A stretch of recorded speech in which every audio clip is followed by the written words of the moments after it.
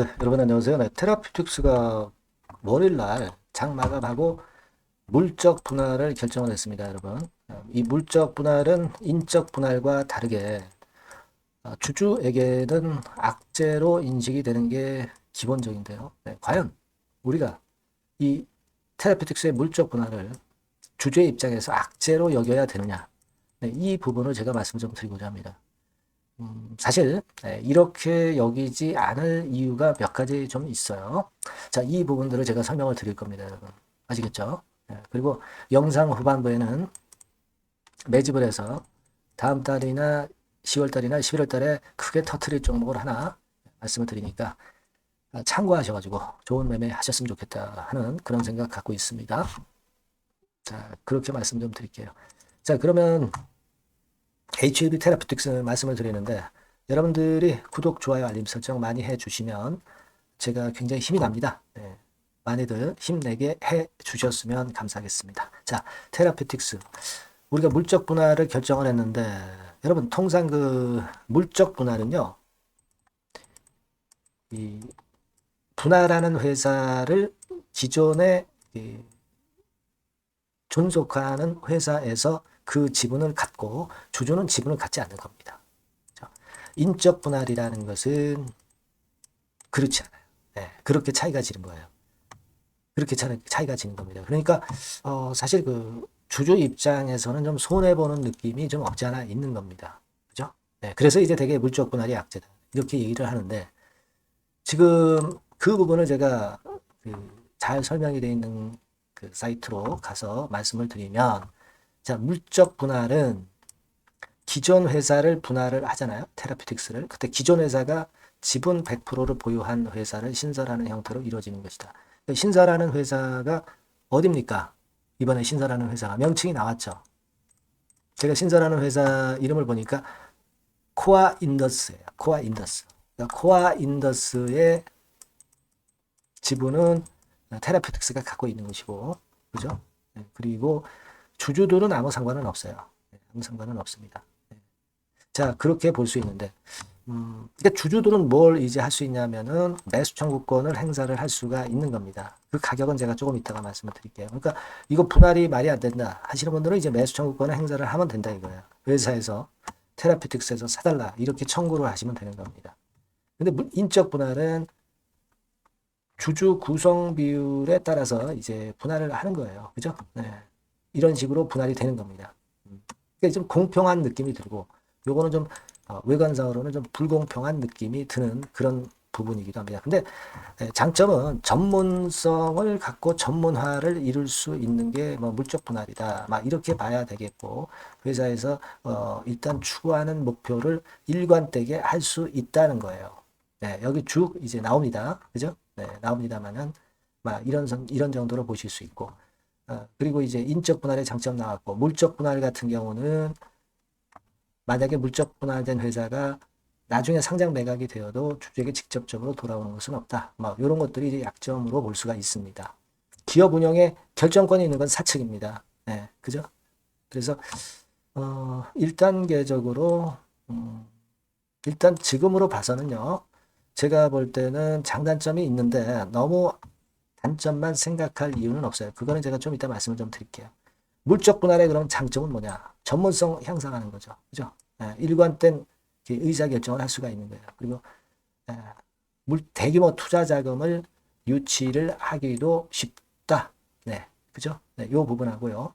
특정 사업만 골라서 투자 가능하다. 이렇게 볼 수 있는 겁니다. 그래서 기본적으로는 이런 그 장단점이 있지만 일단 약간 단점이 우세한 것으로 그렇게 예상이 될 수 있는 부분인데 자, 저는 그렇게 보지는 않아요. 네, 왜냐하면은 지금 여러분들 이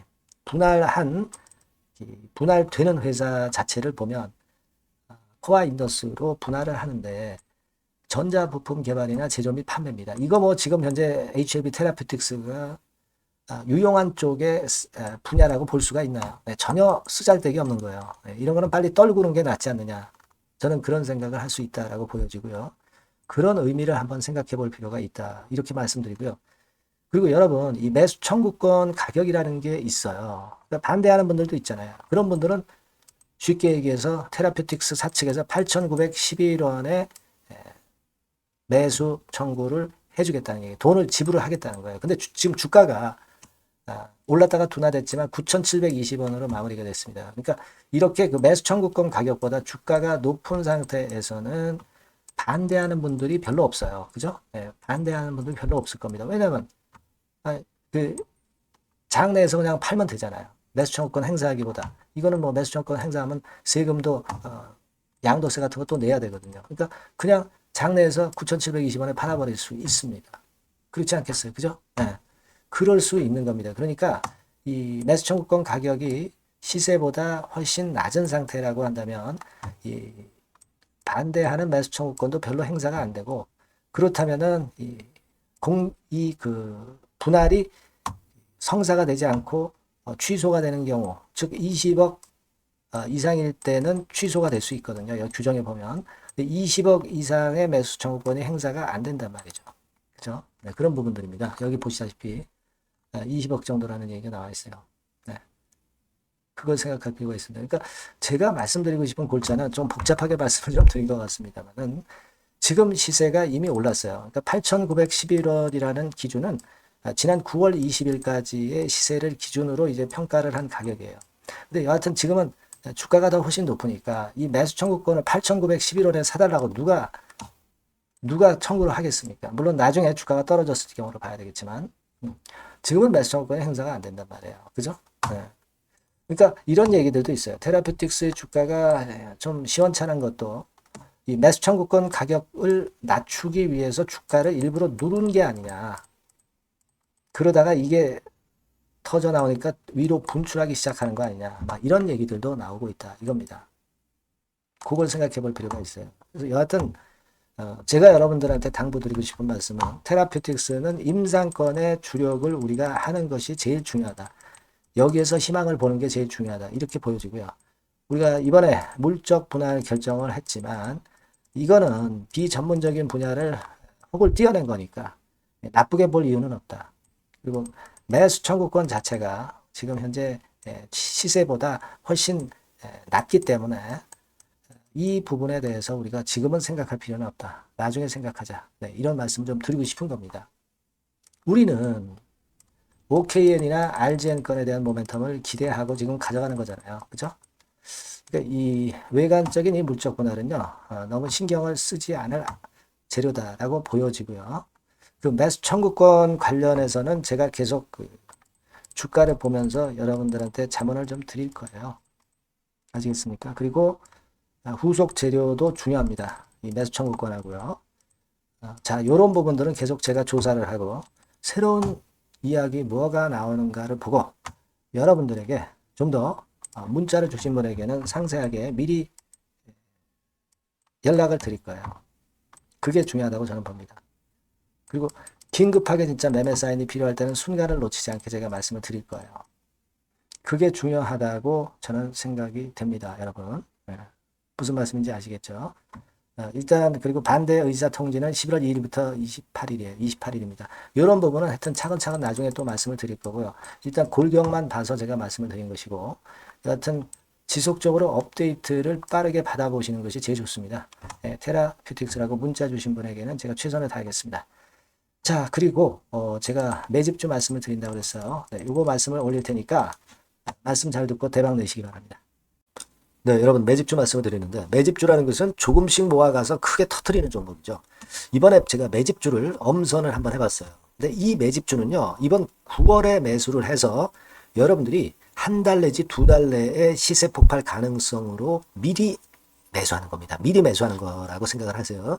그러니까 9월 달에는 너무 시세가 튀면 안 돼요. 9월 달에는 등락을 거듭할 때 우리가 모아가면서 매집을 해서 9월에 미리 모아가서 10월이나 10월, 11월 달에 터트리는 거예요. 그러니까 여러분들이 그냥 지금 사가지고 바로 단타를 한다. 네, 이런 종목을 하실 분들은 이건 손대지 마시고요. 이런 정도의 계획을 갖고 계신 분들, 여기에 동의하시는 분들은 매집주 이거 한번 해보실 필요가 있다 이거예요. 네, 그게 중요한 거죠. 여러분들 뭐 단타 매매한다고 해서 그게 돈 됩니까?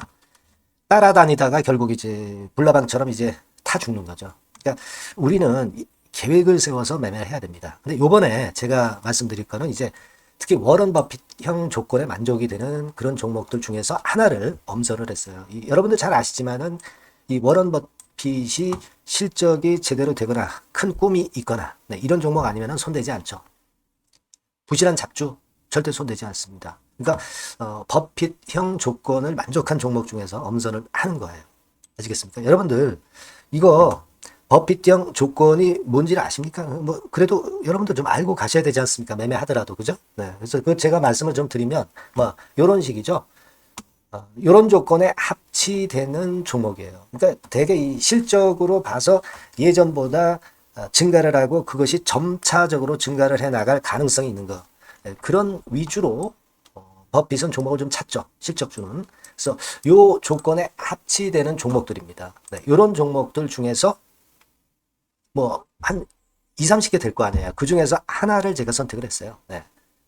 예를 들면 여러분 어떤 종목이 이제 그런 종목들이 있었냐 하면은 여러분 그 재룡전기라고 아시죠? 네. 재룡전기 같은 경우도 그 조건에 부합하는 그런 종목이에요. 재룡전기 같은 경우도 그래서 이때 이렇게 급등을 한 것이 물론 이제 재룡전기입니다. 이슈도 작용이 됐지만 워런 버핏형 실적 조건을 만족했기 때문에 더 크게 급등을 해서 결국 한 6배 정도 난 거예요. 실적에다가 이슈까지 이제 플러스 돼서 6배 정도 시세를 이렇게 났던 종목이고 그리고 예를 들어서 보면은 이제 아이패밀리라고 있어요. 네, 아이패밀리 같은 경우도 요것도 그 조건에 부합하는 종목인데 여기서부터 여기까지 시세 터졌죠. 네, 물론 이제 이슈도 가미가 됐지만 결국 그런 식으로 해서 한 서너 배 정도 시세를 냈던 것이 바로 아이패밀리스. 그죠? 네. 그리고 또 하나 예를 들면 여러분들 그 화장품주 중에서 클래시스라고 있죠. 클래시스 같은 경우도 궁극적으로는 화장품주 이제 올랐다기보다 화장품주 섹터에 오름세 영향을 받았다기보다는 여기서 이렇게 오른 것은 단독적인 시세를 낸 거죠. 네, 이게 아까 말씀드린 워런 버핏형 조건에 합치되는 종목이기 때문에 이런 큰 시세를 낸 거예요. 아시겠습니까? 네. 요런 종목들처럼 이번에 여러분들이 그런 종목 중에서 한 종목 정도를 잘 선택하는 게 좋은데 제가 고심을 하고 이 조건에 합치되는 종목들 중에서 한 종목을 역시 발견을 했어요. 그래서 요거를 제가 설명을 좀 드리려고 하는 겁니다, 여러분들. 네. 자, 주가 수준은요. 요게 그 너무 비싸면 여러분들 또 손 안 나가시죠. 네, 3,000원에서 7,000원 정도의 적정한 낮은 가격대예요. 그래서 여러분들이 관심을 가질 수 있는 그런 정도의 저렴한 주가 수준입니다. 시가총액은 800억 내지 1,700억 범위이기 때문에 가볍죠. 네, 가벼운 게 멀리 날아가는 겁니다. 그죠? 우리가 뭐 10% 20% 먹으려고 들어가는 건 아니잖아요. 그죠? 네, 목표 가격이 현 시세 대비해서 더블 정도를 목표로 하기 때문에 그런 정도라면 좀 가벼워야 된다는 거죠. 네, 그런 측면이고 제약바이오 헬스케어 섹터입니다. 근데 여러분들이 그냥 꿈만 갖고 있는 제약바이오 헬스케어 종목들은 필요가 없어요. 네, 리스크가 일단 없어야 돼. 그죠? 리스크가 없는 쪽에서 실적이 겸비가 된 거. 아까 워런 버핏형 조건이 이제 바로 그거 아닙니까? 예, 그런 쪽에서 제가 선택을 해봤어요. 유보율 같은 경우도 400 내지 600%대. 높은 건 아니지만 재무적으로 안정되어 있다는 거죠. 타인 자본 많이 안 쓰죠. 부채 비율이 한 40%, 70%대니까. 이런 종목입니다. 그래서 이게 분기 역사상 최대 매출을 기록을 했고요. 금년도 예상 영업이익은 작년에 무려 더블이에요. 네, 더블 정도 예상됩니다. 그렇기 때문에 아까 말씀드린 워런 버핏형 조건에 만족이 된 거고요. 예. 자, 일봉 차트를 보여드리면 이런 식이에요. 네, 이런 식으로 해서 여기를 막 뚫어내려고 그러죠. 근데 너무 직방으로 쭉 가버리면요. 그러면 못 잡아요. 매집이 안 되지. 그러니까 이렇게 등락을 하면서 올라가는 게 좋기 때문에 지금이 아주 좋은 타임이다. 이런 생각 갖고 있습니다. 여러분. 주봉 차트로 보시면 주봉 차트는 이런 모양이에요. 여러분들 뭐 차트 많이 보셔서 아시지만 밑에서 받쳐주고 결국 여기 뚫어내면은 큰 시세 내죠. 근데 여기가 걸리지 않느냐 생각할 수 있는데 실적이 계속 점증하기 때문에 이 고점은 의미가 없어요. 이 고점은 실적이 지금보다 못할 때의 고점입니다. 그러니까 이건 충분히 뚫을 수 있다고 보셔야 돼요. 자, 요런 유의 종목이라는 거 말씀 좀 드리고 싶고요. 예, 일주일 전부터 외인이 입질이 시작돼서 타이밍이 딱 맞습니다. 그죠? 너무 급하게 매수를 해 나가면 안 돼요. 그죠? 예, 그러면 모아갈 수 없죠. 입질을 시작한다는 얘기는 사고 팔고 한다는 얘기예요. 그러나 약간 사자가 많기 시작하는 그런 조짐이 있다는 얘기입니다. 아시겠죠? 요거 여러분 꼭 잡으셔야 돼요. 네. 매집주라고 꼭 문자를 주신 분들에 한해서 제가 타이밍과 종목명 그리고 앞으로 매수 매도 타임 말씀드릴 겁니다. 요번에 번호가 바뀌었어요. 네. 요 번호로 매집주라고 문자 주시면 제가 최선을 다해서 여러분들을 끝까지 케어를 할 겁니다. 아시겠죠? 꼭 성투하시기 바랍니다.